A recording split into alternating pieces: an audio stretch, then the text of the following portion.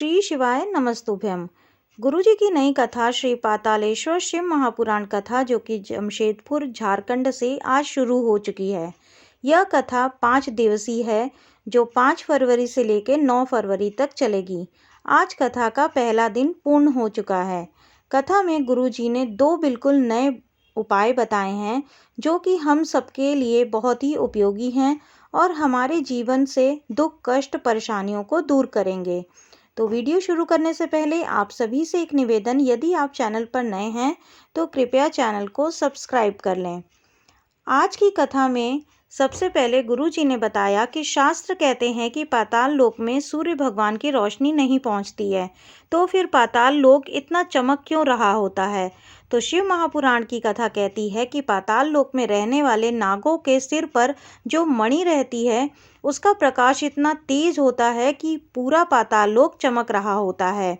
जिस प्रकार यदि कोई व्यक्ति शिवलिंग पर जल अर्पित करता है तो महादेव जी अपने वासुकी नाग से कहते हैं कि जो भी व्यक्ति मेरे ऊपर जल अर्पित करता है उसके जीवन में जितना भी अंधकार हो उनके अंधकार को दूर करें और उसके जीवन में प्रकाश लाएं।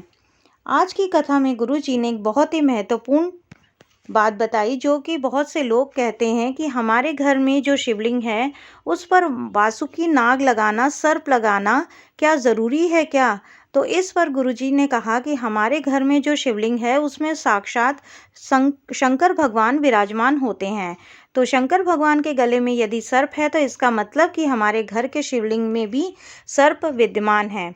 शंकर जी यदि रुद्राक्ष की माला पहने हैं तो हमारे घर के शिवलिंग में उस रुद्राक्ष का बल है। शंकर जी गंगा धारण करते हैं तो हमारे शिवलिंग में उस गंगा का तत्व है। तो ज़रूरी नहीं कि हमारे घर में जो शिवलिंग हो उस पर नाग हो, यदि है तो उसे रहने ही दें और यदि नहीं है तो वह ज़रूरी नहीं है। हम जिस प्रकार शिवलिंग का पूजन अर्चन करते हैं हमें वैसे ही करना चाहिए, सर्प लगाना ज़रूरी नहीं है। आज की कथा में गुरुजी ने 2 बिल्कुल नए उपायों की जानकारी दी है। कथा में गुरुजी ने बताया कि जब कभी कोई भी बेलपत्र का वृक्ष सूख जाता है, पूर्णतः सूखा हुआ होना चाहिए, ऐसे समय में आप उससे बेलपत्र की जड़ थोड़ी सी निकालकर अपने पास रख लें और 5 शिवरात्रि या 5 प्रदोष उस बेलपत्र की जड़ को घिस कर, जिस प्रकार चंदन को हम घिस लेते हैं तो उसी प्रकार उस बेलपत्र की जड़ को भी हमें घिस लेना है और एक कटोरी में रख लें और शिवलिंग पर ले जाकर पूरे शिवलिंग पर उस चंदन से लेपन करें या त्रिपुंड बना दें। थोड़ी देर बाद उस लेपन को आप वापस से निकाल लें और उसकी छोटी छोटी गोली बनाकर अपने पास रख लें और पातालेश्वर महादेव का नाम लेकर उस गोली का सेवन करें।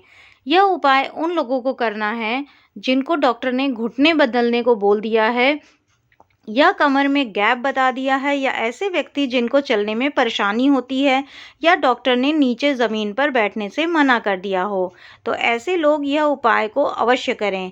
गुरुजी ने बताया कि 8 फरवरी को मासिक शिवरात्रि है तो आप यह उपाय उस दिन कर सकते हैं। आज की कथा में गुरुजी ने दूसरा बिल्कुल नया उपाय बताया है।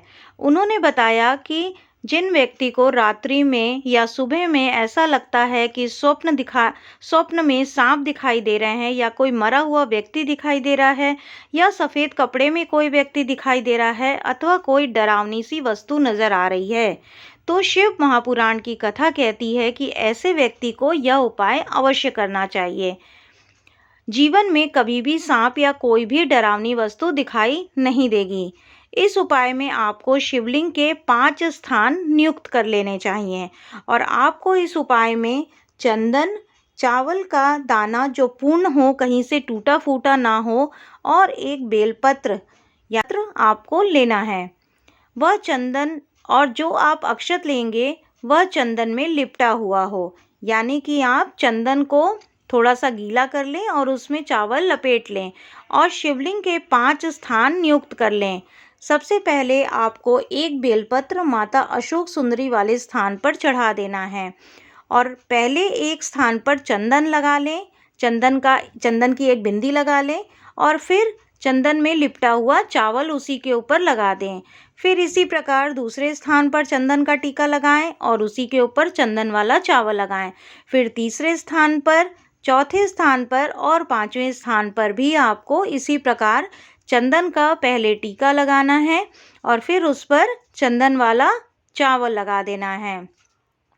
इसके बाद आपने जो अशोक सुंदरी वाले स्थान पर बेलपत्र चढ़ाया है उसे उठाकर घर ले आएं और प्रदोष के समय आपको उस बेलपत्र को भगवान पातालेश्वर का नाम का स्मरण करते हुए खा लेना है।